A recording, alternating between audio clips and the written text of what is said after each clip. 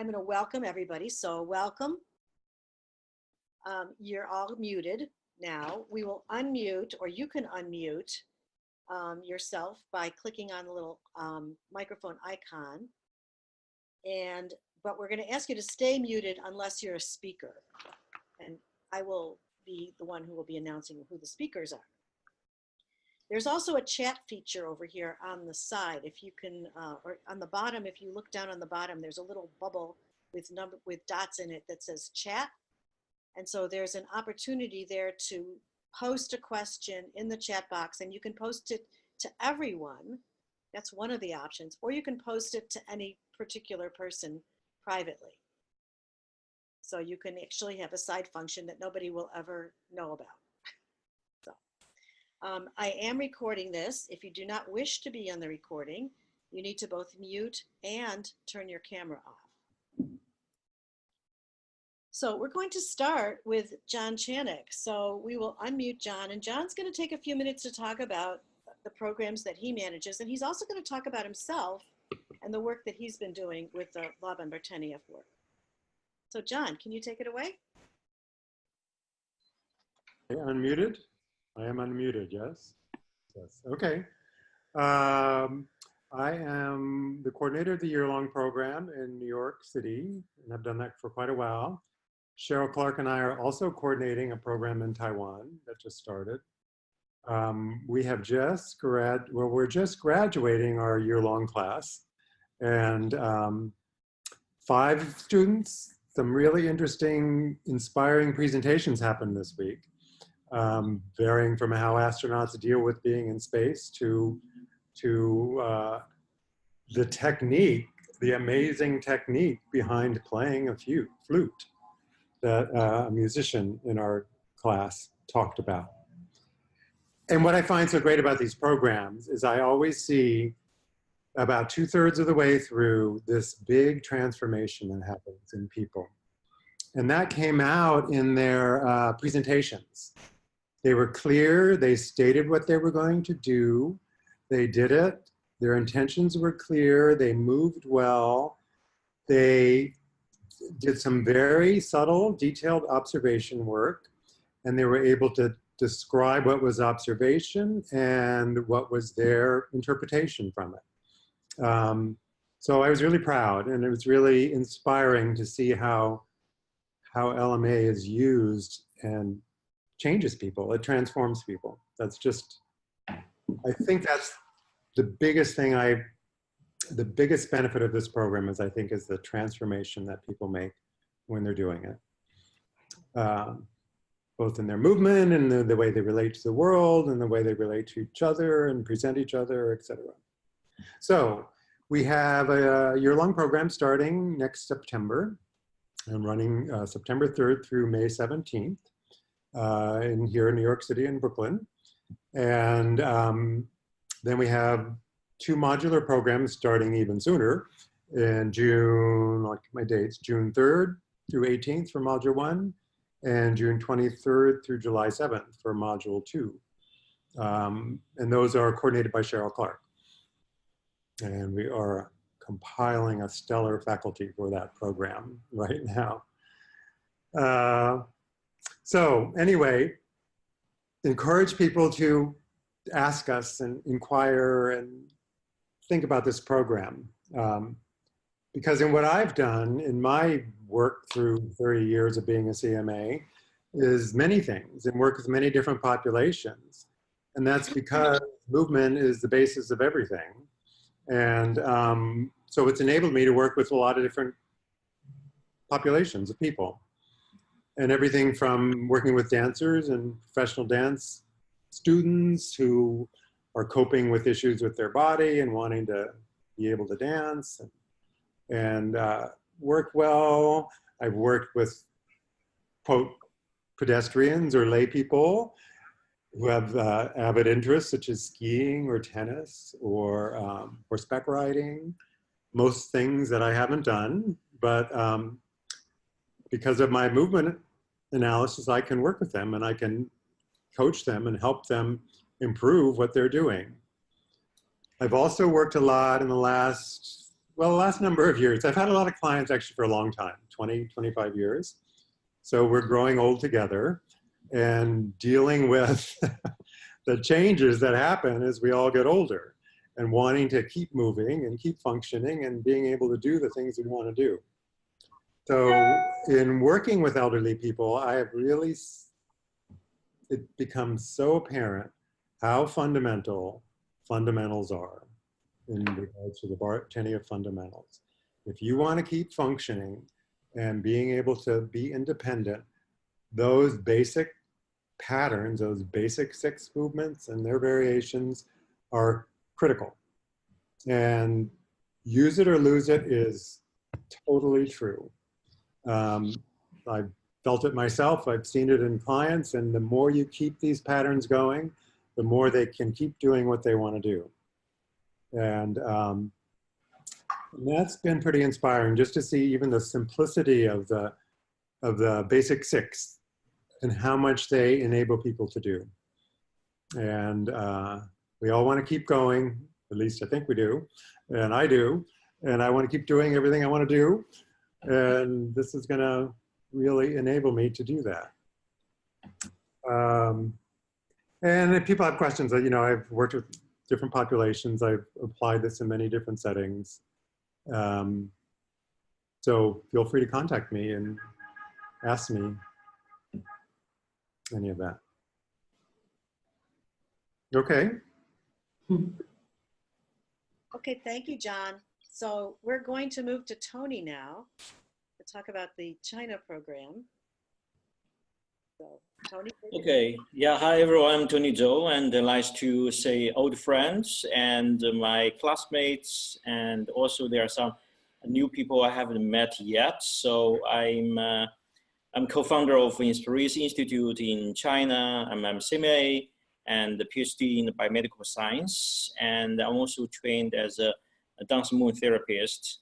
And I graduated from a LIMS program in Belgium, actually, in 2016. And Amy is my classmate, and I meet other people also in Belgium as well. And my research project was to how to use LBMS for the volleyball training to improve their performance and also reduce their injuries. And I found LIMS program is very well established and rigorous, and we have a lot of experts and also master teachers on the faculty, and Karen Bradley and Karen Stad and also Kat McGuire. They are all my teachers in the Belgium program, and I really learned a lot from them. And it was very intense and also very demanding. And I also personally met quite some resistance of myself and during the training. And it's really a life-changing training. So I really recommend this program to my colleagues. And for us, for Inspiration, we are very dedicated to Laban work. And also, of course, Down syndrome therapy by bringing the high quality program to China. And in 2016, we started the first certification program with LIMS in China and Asia. And then in 2017, we co-developed the first webinar series with LIMS, and we have quite some people on board to discuss, to share their knowledge about the application of Laban LBMS in different fields. And at this moment, the China program, we have 2 cohorts, and Kat and Karen Stad, their coordinator, and also the teacher on the faculty. And so for the first cohorts, we have roughly 10 students who will get finished this summer, and they will become the first batch of CMAs in China. And we're very proud of that. And we get the second cohort with about 15 students in training. And so very, very hardworking students, and maybe later on Kat can talk a little about her experience in teaching in China. And well, the China program is very, I would say it's international because we have the master teachers from LIMS, and we have the students and the applicants and from China, but also actually from other countries like we have students from Israel and Australia join us, and we even got the applicants from US and Europe. I think they are also very interested to get some experience in China. And so we very much welcome you to join our China program. And I'm sure that you will get a very nice, unique China experience.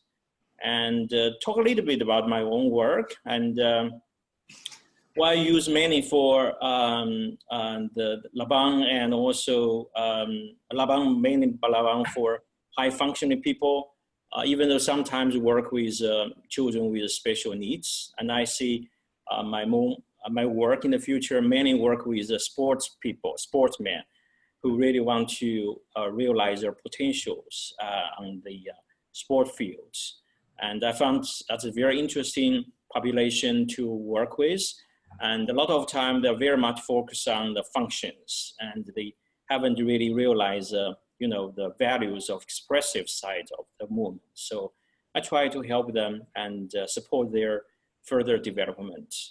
And also for myself, I feel that this learning is a really lifelong process, and really hope to come back to the learning community and the group and the class and to learn from all of you. Yeah, that's it. Thank you, Tony. So I am going to now share my screen because Rachel Sahor, who is running the Israel program, is about to, has sent us a video. So hang on, let me see if you can all see this. Hello, my name is Rochelle Palnick-Zachor, and I am the coordinator for LIMS certification program in Israel. I am joining the cocktail party with a pre-recorded message because I'm teaching all day at the University of Illinois at Chicago on Friday. My beverage of choice is tea, and I say hello to everybody there. Let me tell you a little bit about our program in Israel. This summer, Module 1 will begin July 11th, and it's a very exciting time for us because in addition to Module 1, the World Congress on Movement and Cognition will be taking place walking distance from Kibbutzim College, which is where our program will take place. We're also walking distance from the beach, from the train station, from beautiful weather, from a terrific nightlife, great food, and wonderful arts that all take place in Tel Aviv. Let me tell you a little bit about our program. Our application deadline is May 15th. That's very soon. But we do have room in the program and will accept late applications. So if there is room in the program and your application comes in, we will definitely take a look at it. What can I tell you about our program and why it's unique? First of all, we have some terrific faculty. I'll start with my colleague Karen Studd, who was my teacher and is a mentor and who co-coordinates with me any module in which she comes to, and especially modules where I can't be there. And Karen is a theorist and a mover, and she continues to write and develop the Laban Bartenieff movement system. And so the modules in which she teaches are a terrific laboratory for us to be not only learning about the system, but also contributing to its development. In addition to myself, I'll tell you about myself next, Joanna Brotman, who is both an artist and a choreographer and an educator, is on core faculty in the summers. And we have 2 core faculty members in Israel. That is Milka Leon, who is both a CMA and a graduate of the Laban London. where she studied and assisted for Valerie Preston Dunlap. She is a choreographer, she is an educator, and she also trains dance movement therapists using the Laban Bartenieff movement system. And Michal Zakut, who is a CMA who graduated from the year-long program, is a dance movement therapist, extraordinarily wise and deep and spiritual. And then there's myself. I work at the intersection of arts and sciences as an artist. I am a theater movement educator. I train actors at the University of Illinois at Chicago, using the Laban Bartenieff movement system for embodied presence and physical characterization, and to devise movement and to create and make theater. I also at UIC am part of a grant with the College of Education where we have funding to use movement and drama to teach science processes to children in elementary schools in the Chicago public school system. In fact, we have 90 students coming on May 15th to UIC to share their young people science theater. In the sciences, it's been my privilege to work with Dr. Tal Shafir, who will soon be a CMA, exploring, using the Laban system to explore connections between emotions and movement. Now we have a grant from the Marion Chase Foundation to investigate associations between movement and personality. And we also have been looking at publishing in psychology and in neuroscience how to use the Laban Bartenieff movement system in a sophisticated way, using CMA, certified movement analysts, to help not just study what is easy to study in movement, but what is significant. Most of my publications are available in open access, so those can be downloaded, and what we're finding is that when the publications are out there, people are using them and referring to them. Our field is growing. It's very exciting to take part at this time where LIMS programs are training and deepening our understanding of movement and why it matters all over the world, and I am very grateful to be part of this growing community.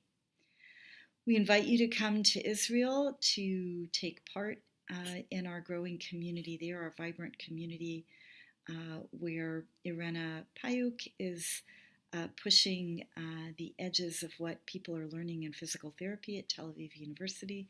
She is a CMA who is teaching PTs to understand the whole person.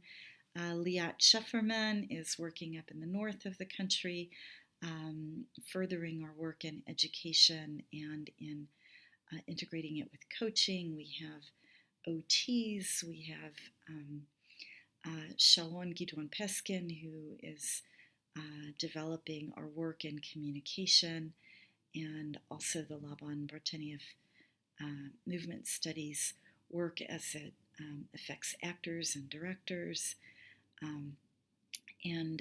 People are finding that Israel is a great gathering place at the crossroads between East and West, between North and South, and oftentimes people come there for the beautiful weather and the vibrant cultural life. We hope to see you in Israel.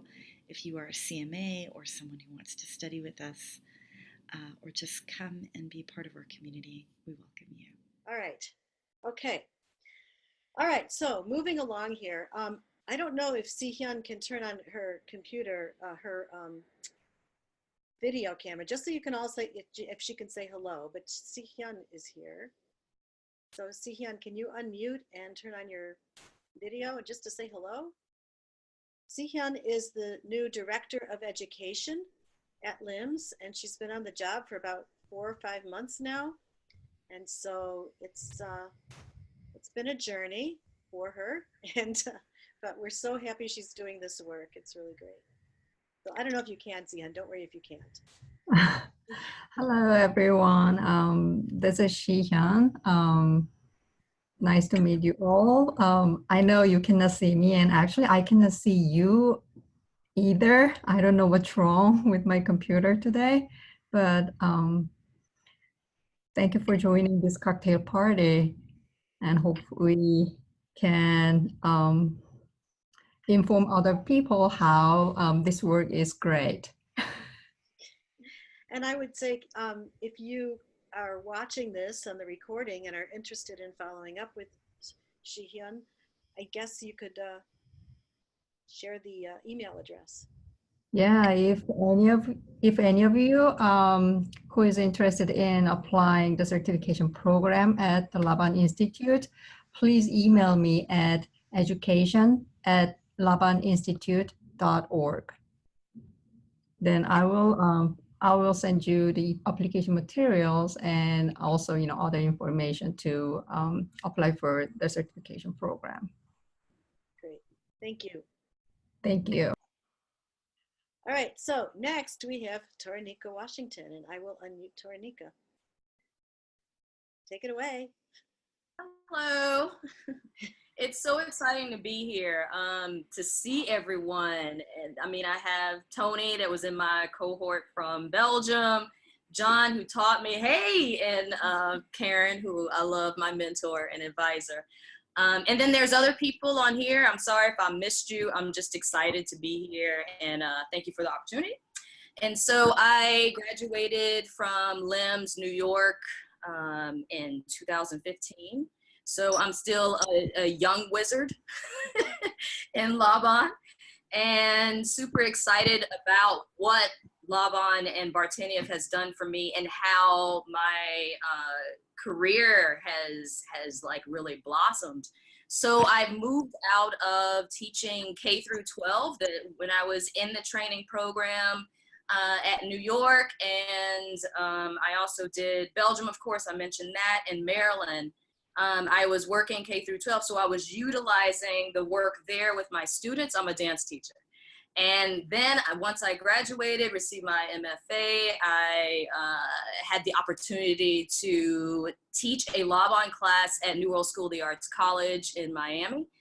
And went ahead and jumped on that and that opportunity to work with dancers and to work with actors, teaching movement in Laban. I also teach at University of Miami, so I'm working with students there and teaching technique, jazz, and modern, but of course incorporating the Bartenieff work in all the warm-ups. So they're getting all of that there and understanding their body from the inside out and how it moves more effectively in space. I've moved on to start my own business called Somatic Soul Food, where I help individuals, and I work with, which is super exciting, I work with corporate America, which that fell into that. So I have an ongoing contract with Coca-Cola, and the first workshop that I did with them was igniting creativity. And then so I'm going back this summer in June to do another workshop with them on embodied leadership. So it's really interesting to see corporate America on the floor, because I get them on the floor. They're moving around in their suits and with balloons and toys, and I bring in Play-Doh and all kinds of things. But the work of Laban has really, and Bartenieff has really changed my life. It's made me a more effective human, I feel. And I understand people on a different level. I really believe in the work. I think the work is evolutionary. I jump in and it's so much to learn, and it keeps changing. And of course we keep changing and evolving as well. And I'm addicted to it. And I really enjoy learning more and diving in and figuring things out on how we can be more effective humans, and how we can move and flow in space together, and the understanding of each other in different cultures. And that's just ways that it's helped me. And I just really appreciate it. What else can I tell you? I think that's it. I just recommend that everyone try it. Just go in and try, do the introductory weekend program. I did that with John. And then also with John in New York. I love you. And yeah, just try it and see if it's something that works for you. I'm pretty sure it will. You'll learn a lot about yourself, a lot about others, and a lot about how to approach people in a much better way, especially resilience. That's good too. Thank you. Thank you, Taranika. Thank you. And I just want to keep reminding everybody who's watching this and everybody who's here that the way to get more information is to go to our website, labaninstitute.org, and under education, we pull down their certification programs. All of our current certification programs are listed there. New York modular, New York year-long, Israel, China, Taiwan, they're all there with contact information about how to contact the people who are in charge of those programs. And of course, you can always email Si Hyun at education@labaninstitute.org. We also have a forum there. So if you go to the website and you register for the forums, you will be placed into the appropriate forum. Each of our student groups has their own forum, and then there's a shared forum where we post all kinds of exciting things like articles written by Irmgard Bartenieff, etc. There's a CMA's forum, there's a Laban Institute members forum, and there's a CMA/members forum that's all about doing research and sharing research ideas. So go to the website labaninstitute.org and register, and it takes a few days to get you into the right particular configuration of forums, but then you have access to all kinds of things, all kinds of issues. So thank you. So we are going to shift now to Amy Leviers, and I'm going to unmute Amy. I thought I did. Unmute. There. Okay, go Great. Amy. Hi, well, thank you so much for having me here, Karen. And I'm excited to see everyone, many familiar faces on the call as well. My drink of choice this morning is coffee, but so I think my role here is just to share how I use the Laban work in my job, in my profession, as well as, I suppose, in my personal life. My project that I completed it with my CMA, I graduated in 2016, sort of mixed my personal and professional worlds a little bit and kind of helped me navigate the balance between those two, I think. I did a project on cooking dinner every night with my husband, and I looked a lot at, how that routine is part of my personal life, but I also looked a lot at how the tools and gadgets that we use in the kitchen support that practice, which leads to what I do as a profession, which is as an engineering professor at the University of Illinois. I run a robotics lab called the Robotics Automation and Dance Lab. And getting my CMA has been part of the work that I've done to build that group. And so in my CMA work and in my the Laban lens that I bring to robotics, I think about these machines as tools, and as tools that move with us, and as tools whose movement we get to decide and design. And we talk a lot about, and I've heard it come up on the call already, this interplay between function and expression. I think Tony mentioned his work in trying to get volleyball players to appreciate the role of expression in their sports practice.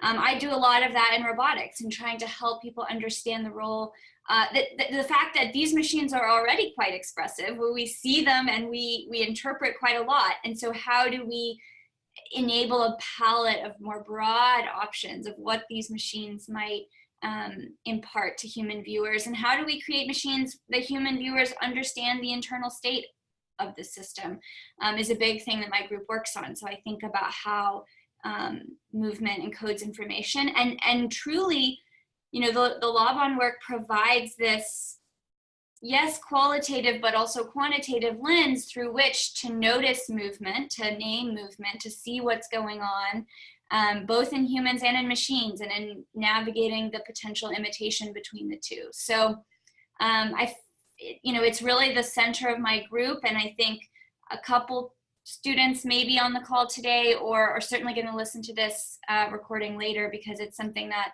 I try. Hopefully, eventually, the Rad Lab will have more and more CMAs associated with it than the ones we already have. Should I add anything else, Karen? Is that? I don't know. I'm glad that you talked about your project because it was so great. And You were my advisor. Right. I just want to say that it actually was quite effective. That the videos at the beginning of Amy and her husband cooking together and the videos of Amy and her husband cooking together at the end are different. Yeah. You want to say anything about that? They are different. And, I showed them to my group, to my robotics group.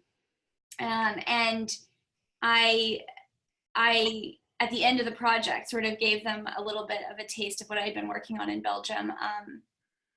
And they saw the difference too, of course, but they struggle to verbalize or even name or pinpoint or describe what that difference is, right? And that's what the Laban training really gives you, is the ability to look at those two videos. The frantic, both of them are successful, right? We cook the dinner in both cases, but the emotions around it and the facilitation of winding down at the end of the day instead of winding up even more to get dinner on the table, which I think is a common experience that many people can relate to. To be able to name what the differences are and to be able to point to mechanisms in what I did to prepare for cooking and how those manifest in the behaviors that you see on the videos in the after portion is something that is just not taught anywhere except the Laban Institute that I know of. Thanks. That's great. All right, so our other two presenters today aren't going to be here for a few more minutes, so I thought I'd open it up to unmute people and have people ask questions. So if you have a question or a story to tell, if you're a CMA, anything that you want to share about the program, keep in mind that this is being recorded, and so hopefully many prospective students also will come and watch it later today, and in the next few days.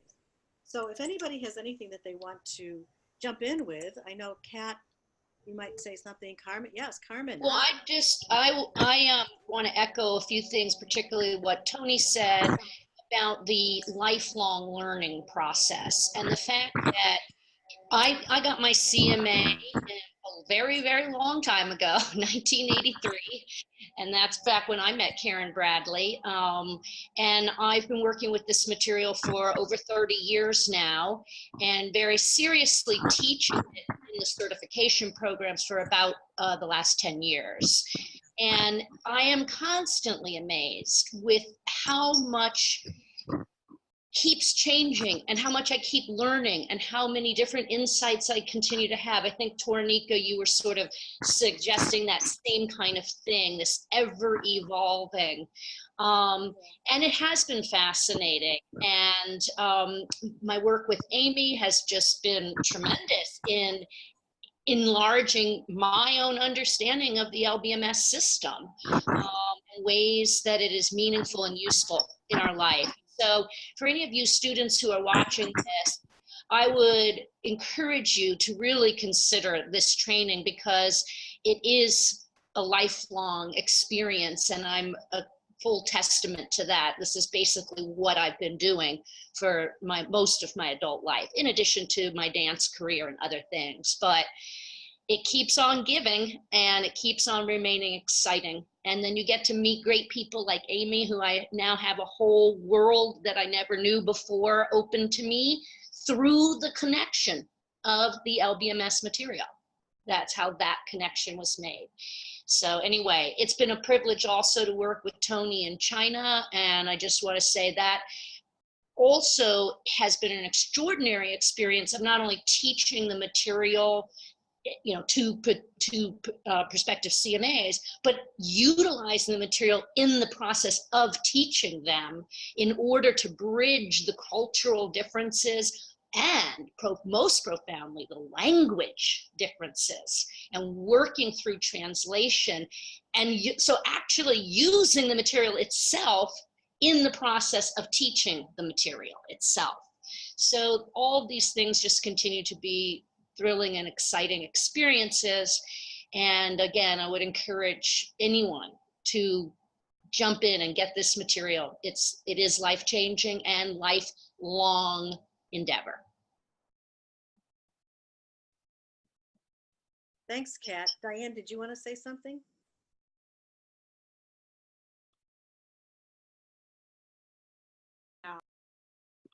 Reflect on what I did. I finished the program in '82, the year long, and what I'm working on right now is a different approach to understanding the body as an anatomical thing. I'm looking at the deep architecture of the body, and I'm looking at biotensegrity. Both of these are ways of seeing how we are built from within, because what we see bones and muscles, joints, joints moving, and I've always thought there's got to be more to this. And yes, intention starts the movement, always, and all of that, but I had to understand what the deep picture was, and that's what I've been working on. So I'm studying that, and I'm thinking about Bartenieff fundamentals for the 21st century. That's what I'm doing. Thank you so much. Carmen, do you want to say anything? Can you hear me? Now we can. Okay, perfect. Okay, so first of all, it's great to see again John, my teacher in New York in 2006, 7, something like that, a long time ago. I love you. Good to see Karen too, Taranika and Amy. I love your robots. I always see them on the web. I love them. Okay, so for the people who don't know me, I'm a CMA, New York, 2007. I'm a master in performing arts. I have been music teacher for a long time, and now, after my graduation in New York, I came back to Spain and I worked 3 years at the university, at the dance university.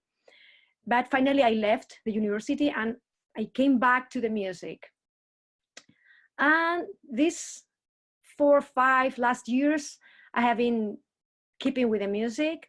And I went to Belgium to reconnect again with the material, with the 2 Karens and with more people.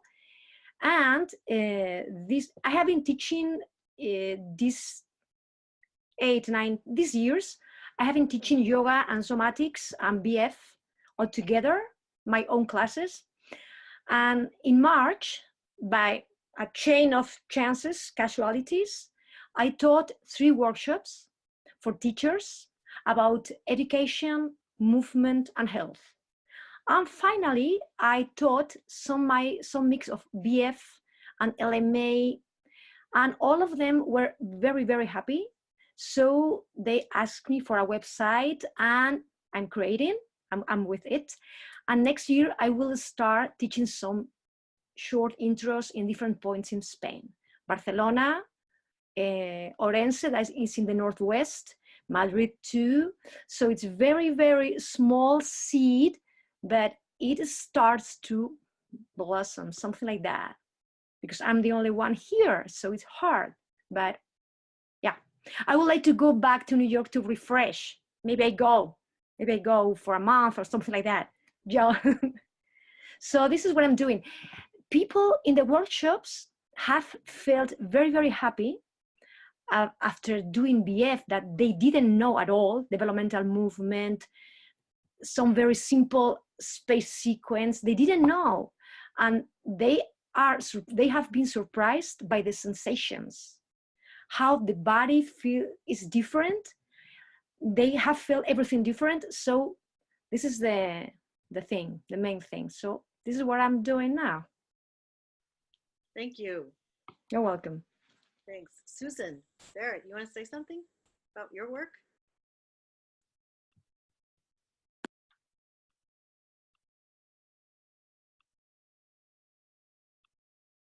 Go ahead. Okay, there we go. I hadn't thought about what I was going to say, but sure. I'm based in Nova Scotia, Canada. And I've been here. I did my training in Montreal. It's through an extension program. And in 96, I know that only because I recently pulled out my LIMS certificate to see the date. It feels like a very long time ago now. And I'm trained as a dancer. I work right now with actors at a university, in a university setting. And I find that I've always been around the theater and actors, and I find the way that dance and theater intersect is really interesting. And I feel like right now, dance is becoming more theatrical and theater is becoming more movement oriented. There's a lot of blending. And so it's a really interesting time to be working that way. And I haven't been doing a lot of dancing myself, but I'm feeling, even at my advanced age, I'm feeling like getting back to it, because the few times I get to dance lately, it's been a lot of fun. So yeah, I've kind of done a whole bunch of things since especially since I've been in Nova Scotia. I've done professional development workshops for people teaching dance or theater in high schools. And I've done some work with Karen. We did some intensive sort of intro training for people in LMA and BF. And I wish I could do more. The having a full-time university job is a little tricky that way. But right now, for fun, I'm studying tango. And one of my teachers is a big Laban Bartenia fan. And she's really wants me to start doing some of applying the BF and LMA principles to dancing tango. Because, you get people who literally walking off the street, they've never danced before, let alone thought about their bodies or, and tango has so many parts to it. You have to have body awareness. You have to stay on your center and keep your balance. And you want to be elegant. You need to have extension in your limbs. And you also are in contact. So then you need to understand shape and shaping. And so it's very, very complex. And for most people, it's like, and it takes so long to even get anywhere close. And so I'm really interested in that kind of thing. And we're just working with lay people with this work. So that's sort of my next step, probably. Here, developing the work for, average, just people off the street who need to know more to do what they want to do. And a little bit of work with seniors, not a lot. I'm still terrified by that for some reason. But I'm about to go spend a bunch of time with my mother who's recovering from a hip replacement operation. I'm going to get her moving because she needs to get her strength back. So I am really grateful for these tools, and I feel like they should show up all the time whenever I need them. Just, wonderful. I think that's all for me. But nice to meet you all. A lot of you I haven't met before. I've seen your names online. I've met Tony and Tornika in Belgium, but apart from that, I think, and of course, Karen and Richard, but apart from that, your names without faces. So. I would also, can you talk a little bit about, we've been working on global water dances as well. Oh, yes, I can talk about that. That's another LIMS initiative. So here in Nova Scotia, we're working on a project around, well, there's two things going on. But one was our focus last time. Alton Gas is, we focused on the last time around, want to store gas in underground caverns, and they want to flush salt out and pour it into a pristine river on the Mi'kmaq territory. So obviously the grandmothers are protesting that and trying to stop it. And so we supported that last time, and we still are, obviously. But there's also, in the northern part of Nova Scotia, a town called Pictou, there is a pulp mill that has been, making a mess of the harbor and stinking up the harbor for years. And they are sort of asking for more time and more time and more time to do the cleanup that they have been legislated to do. And they, and so there's a real pushback to say, no, you can't have any more time.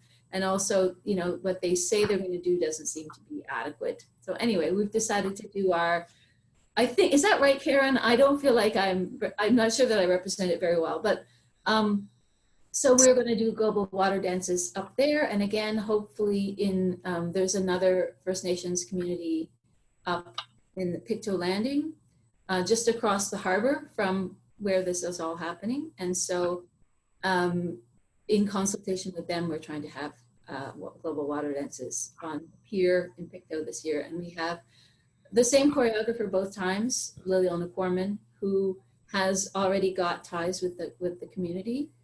And she is a really interesting choreographer. She's an activist and choreographer, and sort of grew up in Ghana and then in Europe and then studied in the US, and now she's here. So she's a dancer and activist and actor and singer, all kinds of things. So she's great. She's going to do our section two.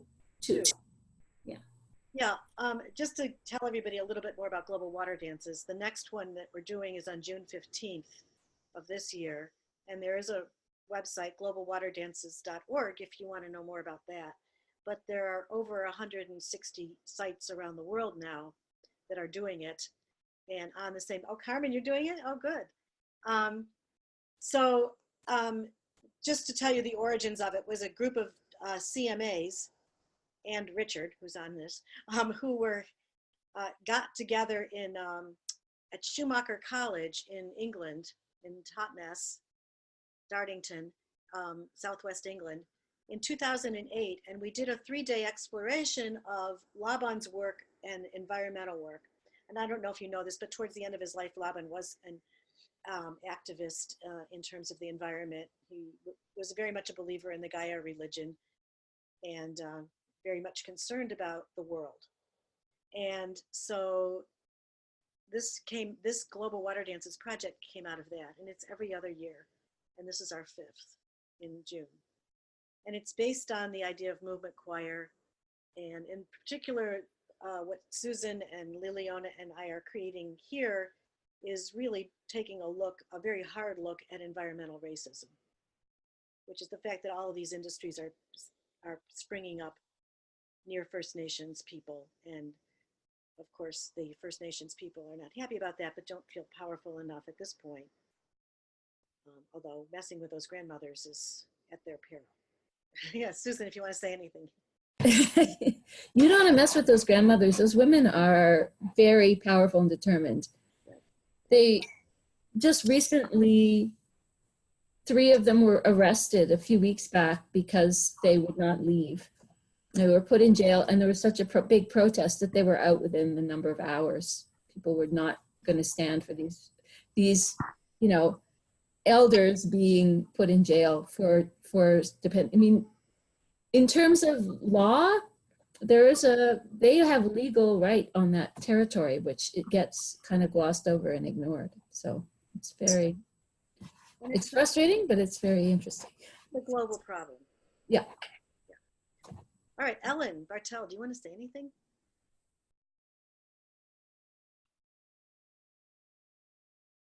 You're unmuted. Oh, I'm unmuted, okay. Well, like Susan, I wasn't really prepared to say anything, but I received my CMA just this past June, so it's gonna be a year next month.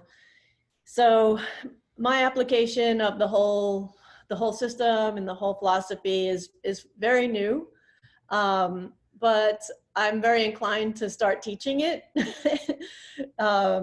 because that will help me to continue to learn myself. I mean, one of the favorite things that I enjoy about this whole process is the community that's around it and the community that it builds. And I don't want to let that go. So what I have done is I'm starting a somatic movement education certification course at the Austin Community College through their workforce program, the 500 hours, and it will be a Laban Martinieff based course.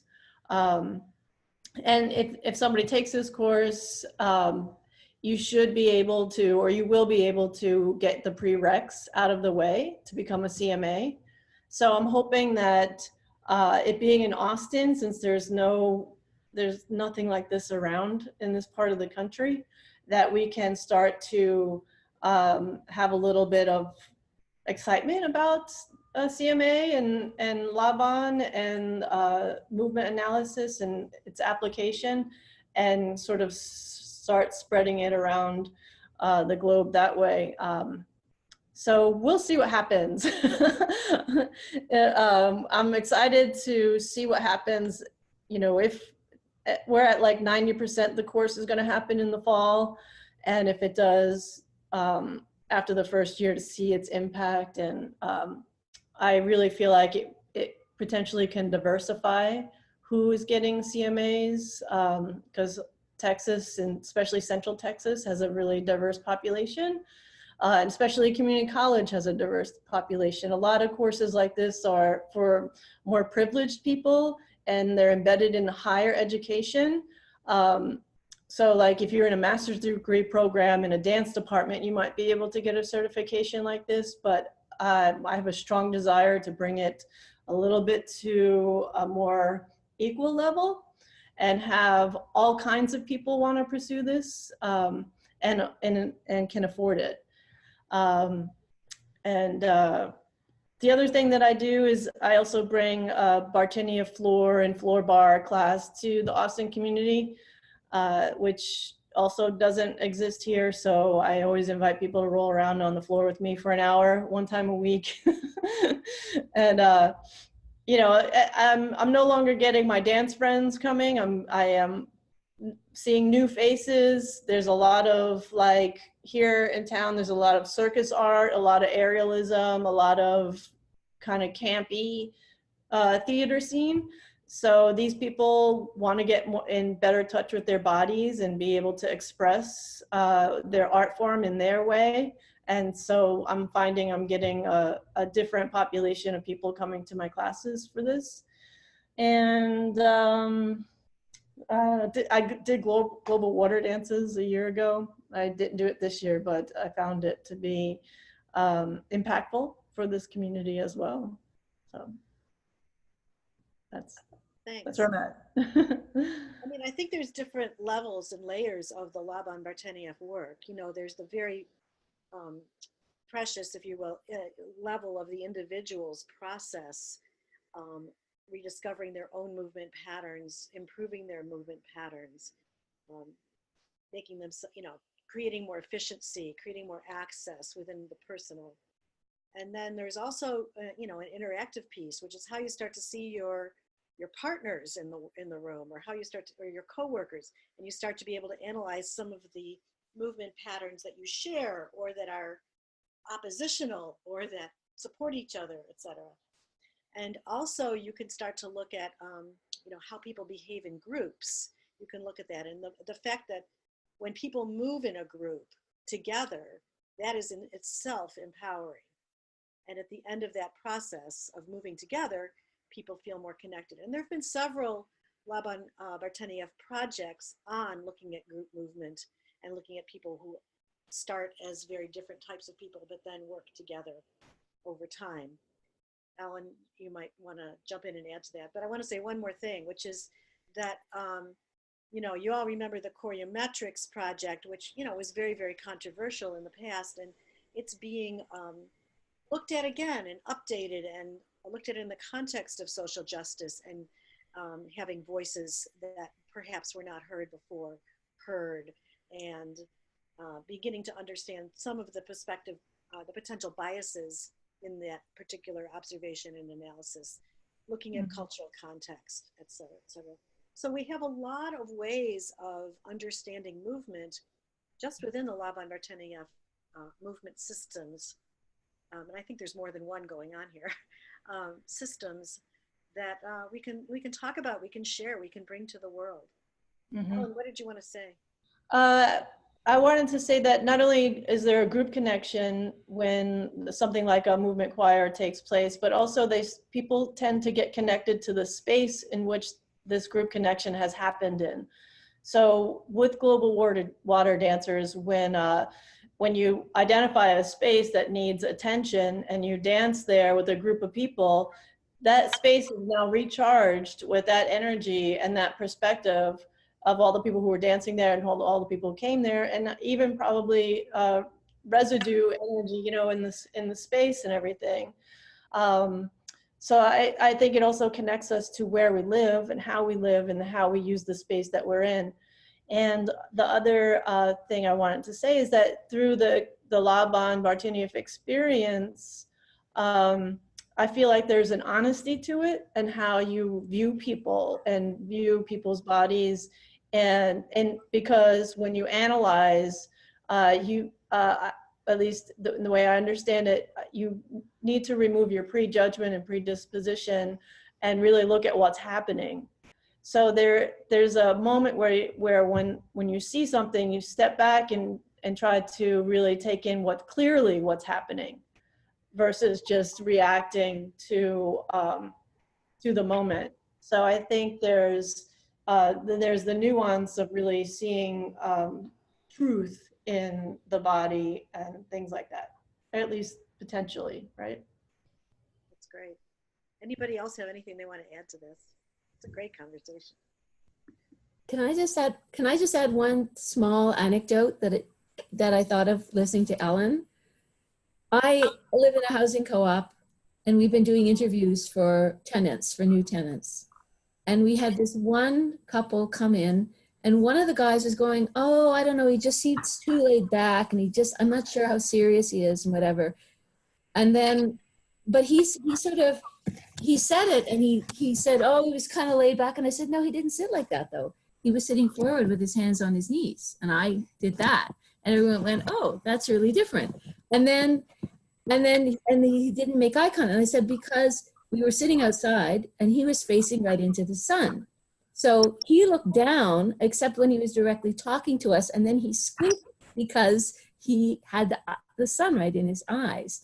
And I just found it really interesting, you know, that thing that we learn about how we make snap judgments based on what we perceive to be happening in terms of movement. And then to say, well, I didn't see that at all, because what I saw was a guy, you know, first of all, he's a very big man. So he was on a higher chair than the rest of us. So he came down to our level. And then he was trying to not stare straight into the sun. And we actually ended up letting that couple into the co-op. They were our favorites. So, but it was just interesting, you know, hearing this guy make this judgment. And I went, interesting, really? I didn't see that. Anyway, that's all. I'm sure we've all got stories like that. John, you want to jump in? Well, I just wanted to add something, particularly to people considering doing these programs, that when I was in the program in 86, 87, I was a dancer and I was kind of going, what am I going to do with this work? How am I going to use it? And about halfway through the program, I said, let go of that and just be in the process of learning. But what's happened for me, and I think when we listen to everybody here, the answer to that question, what are you going to do with it, is anything and everything. Because movement is everything. And wherever your interests are, you can go with it, with movement, and apply this work personally, professionally. And the more people that do, I think the better off we'll be. I've often thought too, and said this to students, if we could just teach our politicians and our leaders to shape, how would the world change? Anyway. And I tell the students, if they're dating somebody who doesn't know about shaping, they should rethink. So basic. Right, it is, it is. Anybody else have an anecdote or anything that they want to add while we're still waiting for Cecilia and Gila possibly. There's a million stories in the big city, as we say. Well, if you don't mind, then I'll talk about the dance class that I teach. That's all right. Which is called Just Dance. Oh, Susan, you wanted to I was just going to say, I think I'm going to have to go because I've got a lot more stuff packing to do. Well, thank you. And think, but thank you, everybody. I'm sorry I'm missing the rest, but I'm glad I caught what I could. And I know about Karen's dance class, and it's awesome. So I'll just say bye. She's been there, yes. All right, so this is a little bit about, so Susan, you just leave the meeting. Okay, great. So this is just a class that I teach on Saturday mornings, and it's for the community. And I have a man with Parkinson's in there. I've got some people who've been dealing with Alzheimer's issues. I've got many people with injuries. For some reason, the winter was very hard on everybody's knees and hips in our community. And so we come in and we do breathing, relaxing movement, some Bartenia fundamentals on the floor, which is challenging for some, but they do it. We stand up, we start doing movement that is activating, and that can be access to space, that can be effort work, that can be mirroring, a little bit of contact improv, but it's about activating, and it's also about connecting with each other. And we always finish with a group experience. I have an octoband we use, or they have scarves. I have a big blue piece of fabric that we make a river out of, and we work with the idea of water and it flowing along together, etc. And I have to say that it's been a profound learning experience for me as well as for them. It's a way of helping people to navigate trauma, angst, to find grounding, and also to find community with each other. And the map that I use is Laban movement analysis. That's what informs all of this. So it's not rocket science. Anybody can do it. Any of you could do it, but it's really helpful. So Gila is here. I'm going to unmute Gila, and do you want to talk a little bit? We've shown the Rochelle video. Do you want to talk about how anybody who's watching this video might connect with the Israel program? You hear me? Yes, now we can. Okay. So in order to get information and register for the Israeli program, we have a website. It's labanisrael.com. And you already heard from Rochelle, I hope, about the cohort. And it is happening in July. It starts July 11th, and it will go on for 3 weeks, but there will be a short intermission in the middle because of the big conference that's going to be happening in Tel Aviv. And I'm happy to answer any questions. I don't know what else I can say that Rochelle did not say. Well, just give any email address or anything that for people to contact, because mostly people are going to be watching this as the recording. Yeah. Okay. So go to the website labanisrael.com. There is also an English section there. And if you have any emails, you can either reach us through the contact form on the website or write to, I just want to double check that the email, it is, just a minute. So that will be laban.barteniev@gmail.com. Okay, it's on our website as well, under education. Yeah. Okay. Okay. Great. Do you want to talk a little bit about your own work, Gila?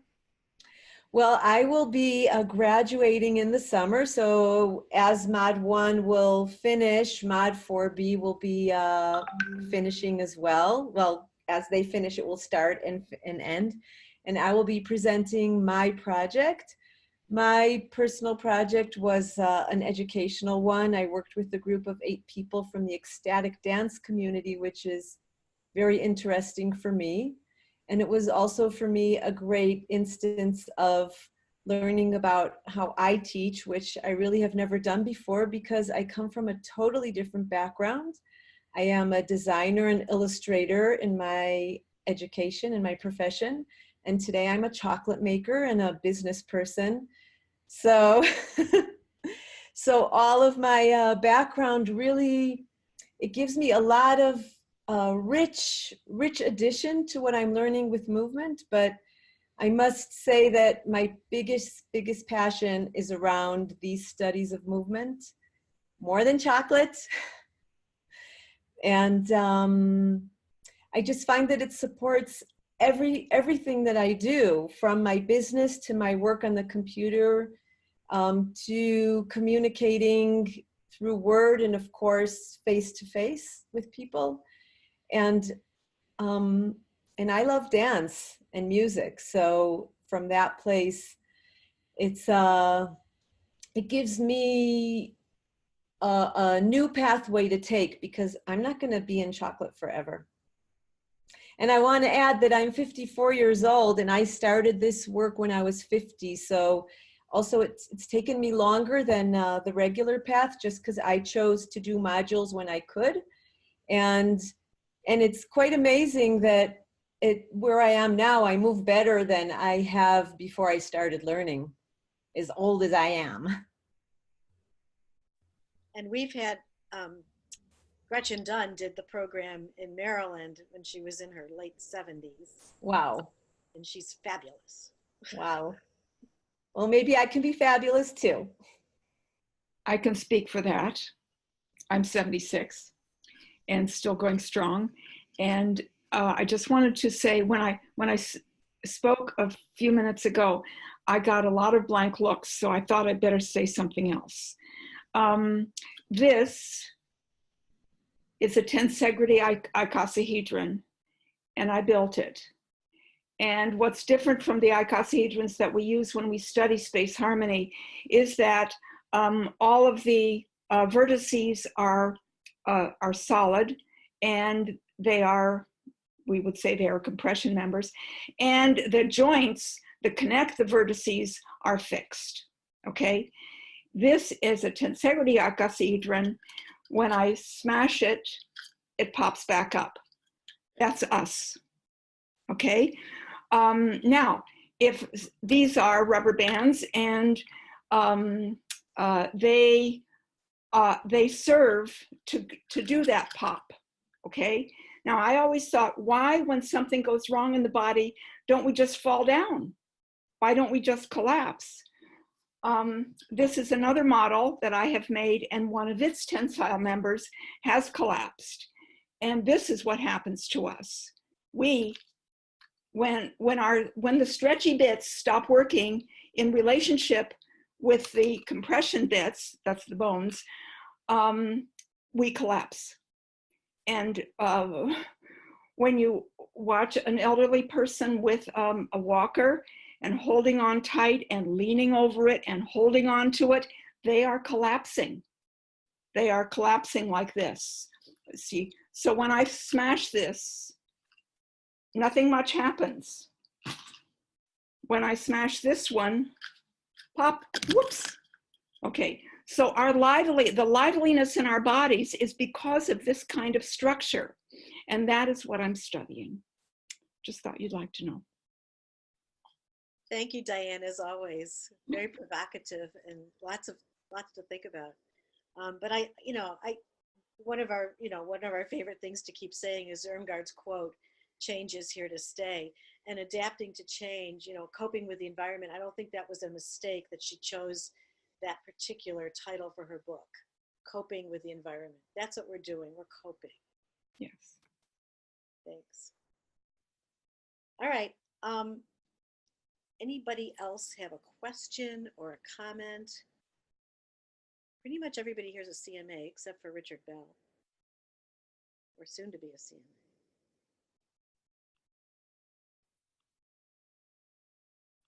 All right, well, Tony, did you have something you wanted to say? No, I think this is really a nice, learning community. I mean, we become CMA, but we keep on learning. I really enjoy being together with you. And I was thinking maybe once in a while we can get together like this, it's kind of online community, can inform each other and we can learn from each other. I like these ways of learning as well. And I would, I didn't say this, but Claire is not a CMA. Claire is the office manager for the Laban Bertenieff Institute in New York. do you have anything you want to say about what you've learned from this experience today, or just in the office? Yeah, no, it's fascinating. And I was telling a few of you before all of this officially started that occasionally classes happen in this space behind me as I work. And it's always fascinating to hear something that a student said or an observation that a teacher points out about a student's motifing or whatever it is, and realize that sometimes I'm not just the office manager, I'm also a yoga teacher, I'm also a dancer and a choreographer, and have very kind of brushed past it experiences with BF specifically. And I think it's always fascinating to realize, oh wait, that thing that came up in a conversation that was really technical behind me is something that I'm teaching in yoga and I didn't even realize it was related. Or I brushed past it in the dance community and now some student is making an entire presentation about it. I think it's just fascinating that BF and Lab work permeates into everything. And it's like in the things you're learning, even when you're not specifically learning those things. Yeah, that's kind of what I've been realizing and experiencing along the way. I do have a request. Is there some single sentence or even single word, this is my marketing brain going, that you would say to someone who's like, why should I do this? Or why is this important? We have a funny joke in the office that is, you will do you better. But you can't really say that to a person. So my request is there something that immediately pops into your head? Don't take too long to think about it. Why should you study this stuff? Why should this influence your life? Why should you go through the program? If you're talking to me, Claire, you're around it every single day. You teach yoga people. This is why you should do this. My first response is because it's the map for human movement. And the map is not the territory. So the map, it just identifies some key places within the world of human movement. There are lots of unexplored places in between all of the points that we talk about on the map. And those are fascinating places to hang out in as well. And sometimes language is added to that map. New locations are discovered within the map. But the map is still the map, right? We may find extensions for the map. We may find hidden places within the map, but it's a map. And we navigate that map every day of our lives, whether we realize it or not. All this does is locate where we are at the moment. I think,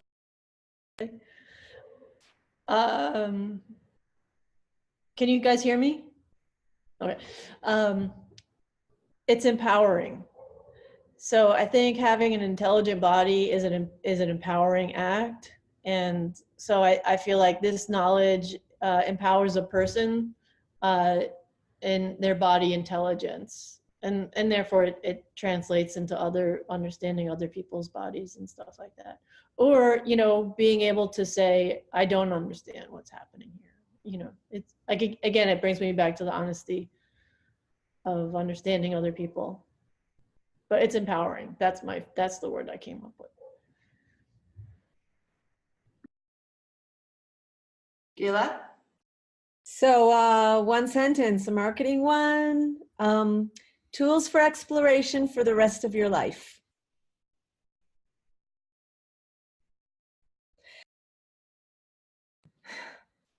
Yeah. Okay. May I? Yeah. So for me, I'm very curious, and LMA helps me to keep the eyes of my cells open, and I can be curious as I like it. So it's something like that.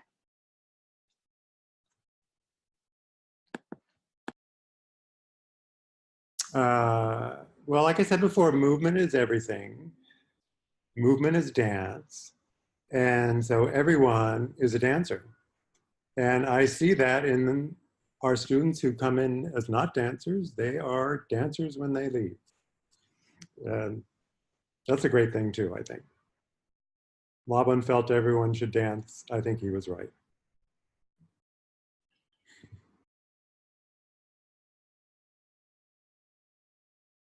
Who else? And who was speaking? Sorry.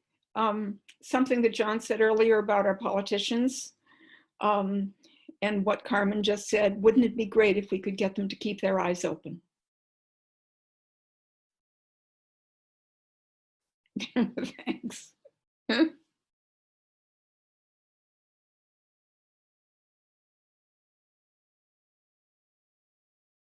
Jeremy? Toranika, are you muted? Can you hear me now? Better. No. Let's see. Can you hear me? Oh, I was Yes, gonna we can say, hear you. like, you can? For me, it's, I would say it's life options. So it gives you an opportunity to see different pathways and different ways to approach everything. Relationships, work, even things like homework, things that have nothing to do with other people, but have to do with making things happen on a daily basis. I don't like going to the dentist. So when I have to sit there and get the x-rays or whatever, I break into everything I know, Barteniff and breath and support to help me get through dealing with what they're doing to me. So instead of sweating to death and crying my eyes out, I go into a sense of meditation. I go into relaxing in the space. I go into grounding myself. It gives you an opportunity to make those no's in your life yeses, or to find a different way to get around things. I have used, if this doesn't sell it, I have used Laban twice in analyzing and observing people to get raises on the job. Twice. That has worked for me just by observing. Huh? Can you say Just more by about that? observing my bosses, and it's just none of my bosses currently. So just in case you're watching, but in the past I have, and it's been very helpful for me. Can you say a little bit about how you used the LMA work for that? Because I think that anybody watching this would love to know the secret. It also takes a bit of intuitiveness, of course, but it's not something that happens overnight. I watched and observed one of my bosses for about a little over, maybe about a month before I actually prepared to move in and, for lack of a better word, attack. But it was basically watching her move in space, watching her body language to see when she was light in her effort quality, when when her face was relaxed, when her eyelids were softened. It was watching her tone of voice, how she slowed down her words, or she'd be very quick with her words. It was the way that she transferred her weight in space when she was walking around up and down the hallways. This all added clarity to me and understanding when this lady was most happiest. That was the goal. When is she most relaxed, most open to receiving information, so that so I could get the raise? And it so happened that it was, for her best time of the day happened to be around 12:30 to 1 o'clock. This was after lunch, and it was typically on Thursdays for her. And so that's what I did. I went in about, I asked for a meeting and I went in about 12:35, I think it was, because I was making sure. And it worked. And there's a lot more to it than that, but that's just a brief of some of the things that I actually observed to truly understand her and when she was the most happiest and most open. It's a great story. It's a great loving story. Karen and everybody, I would like to just thank you very much for this wonderful hour and a half, and I have to leave the meeting, but let's do another one. Absolutely. Let's keep it going. Right. And I believe Cecilia is coming in 5 minutes. So anybody who wants to stick around can do it. Of course, if you have to go, you have to go. Amy already said she was signing off, and she said she loves the idea of empowerment. So that was a good one. But anybody have any other stories? Tony, did you want to jump in here and talk about some of the things that you've discovered? Well, just, you want to kind of pitch for the LBMS and also program. And I think it's, I've been thinking of course, myself about, the meaning of the life. And I think a lot of us, including me, are chasing about the happiness. But I think that life is not only about the happiness, and it's also about choices and also the freedom to make choices. And I think through the journey and also engage my body and movement, the repatterning, I realize there are more choices to make, and that's really lead to a higher, more degree of freedom. And I think it really, and by moving the body and also repatterning, I feel that I become more alive. Become more alive and feel more freedom to make the choices. And I think that is for me and also for a lot of our students, the bigger benefit.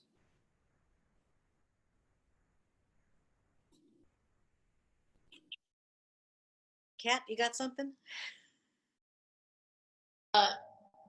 I'm just echoing mostly what everyone's saying. I think, first of all, this kind of gathering and conversation is incredibly enriching, not only for people who don't know about the material, but for those of us who are engaged in the material, to have this, as Tony was referencing, this kind of peer-to-peer opportunity just to share and explore what we're each doing in our own ways and how that is so enriching. I think that if I was going to say anything about this in one word or one sentence, it would be the transformational power of movement and the study of movement. And I think that's in some ways just another version of what Tony just said: choice, freedom, tools, all the things people have said. And to really recognize, I think echoing what Tornika said, that it's in all aspects of life. And what John said, movement is everything. We are movement.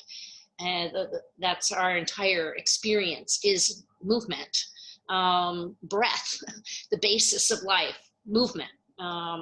So that really understanding that the relevance of the material is to all aspects of life because of that.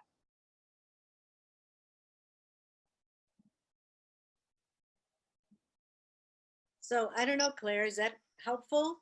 Do you have anything? It's incredibly helpful. Thank you, everyone. Yeah, we're gonna, and I'm loving that everyone's loving this so much. Karen and I have definitely been talking about doing more of these.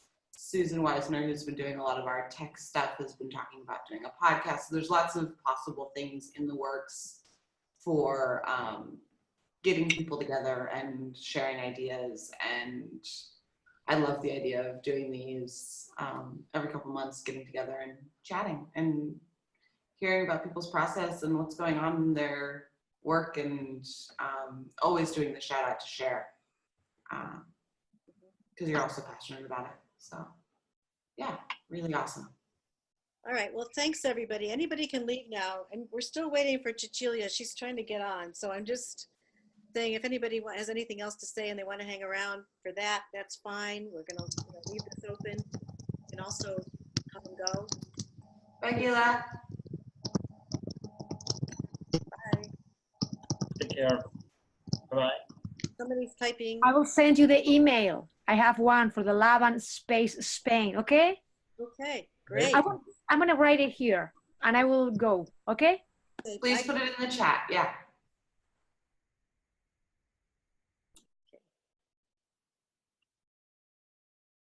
Who are you waiting for?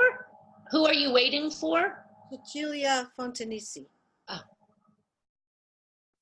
Is she texting you? Is she there? I texted her. I said, "Are you coming soon?" 10 minutes ago. She said yes. I was like, all right. Okay. So anybody who, oh good. Laban's. The other thing, I don't know where Ellen went, but so people know I'm trying to be a lot more active. Tornika, you've seen this probably just ad nauseum at this point. I'm trying to be a lot more active on our social. We've fallen off the bandwagon of socially connecting with each other, particularly online over the past years. So I am really trying to make an effort on social to like get ourselves in gear. So if you want to send a little personal testimonial, if you want to shout us out, if you want to like whatever parts of this, maybe just quotes from this meeting will end up in social as well, because I'm trying to get us to reach a larger community and also reach out to each other. So, yeah. And Cecilia's here, yay. So can you talk a little bit about your own work with this material? First of all, introduce yourself and say who you are and what you do. Hi, I am Cecilia. I just came back from a dance movement therapy session that I run every Friday. So part of my work is dance movement therapy with older adults with Parkinson's and dementia. So I work as a dance therapist with mostly with people with dementia. I also have developed a program to use LMA and Shakespeare to work with people with Parkinson's. So we choreograph Shakespeare sonnet with ideas coming from different aspects of Laban's framework. And I'm a researcher beside doing therapy. I also do research on both this population, dance for Parkinson's and dance therapy with people with dementia. I use LMA in both research programs I'm running. I am teaching the intro course at LIMS currently in Laban movement analysis. And my dance practice revolves around modern dance improvisation and contact improvisation, partnering work. And I teach here and then contact improvisation using LMA. One of my students is Nancy Ellison, who is also a CMA, and she's one of my contact improvisation students. And so I enjoy having her in class because it's really nice to be able to use LMA with somebody who is an expert at that too. That's it. And you have a PhD? Just about. Meeting next week to have my approval that it is good to go. So hopefully a few more months.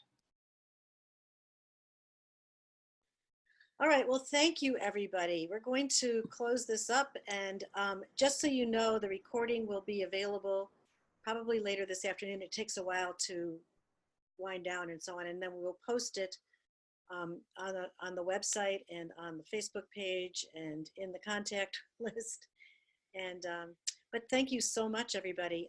Just want to remind everybody who's watching this that to go to our website, labaninstitute.org, click on education.